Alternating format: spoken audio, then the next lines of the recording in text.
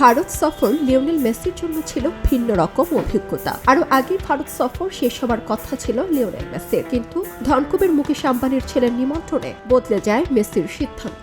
অনন্ত আম্বানির আমন্ত্রণে তার সঙ্গে দেখা করতে গিয়েছিলেন এই বিশ্ব তারকা। হ্যাঁ, ঠিকই শুনছেন, মেসি নিজে গিয়েছিলেন আম্বানি পুত্রের সঙ্গে দেখা করতে। সেখানকার কিছু ছবি এখন সোশ্যাল মিডিয়ায় ভাইরাল। দেখা যায় কয়েকটি পুজোয় অংশগ্রহণ করেন মেসি।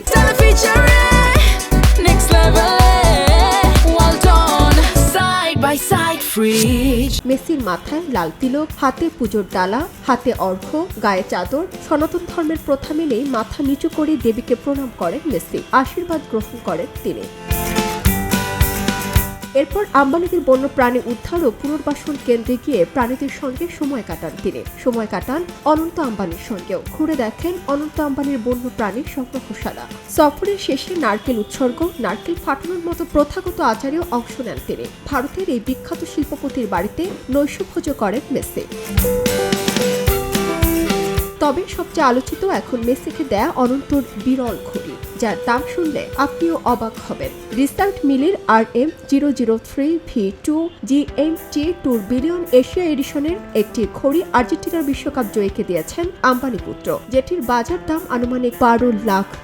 বাংলাদেশি মুদ্রায় যার মূল্য প্রায় 15 কোটির মতো।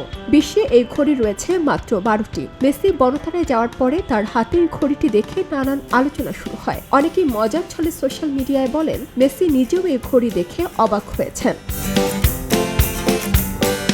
এই পুরো সফরে তার সঙ্গে ছিল রদ্রিগো দি পল, লুইস সুয়ারেজ, অনন্ত আম্বানি ও তার স্ত্রী রাধিকা মার্চেন্ট।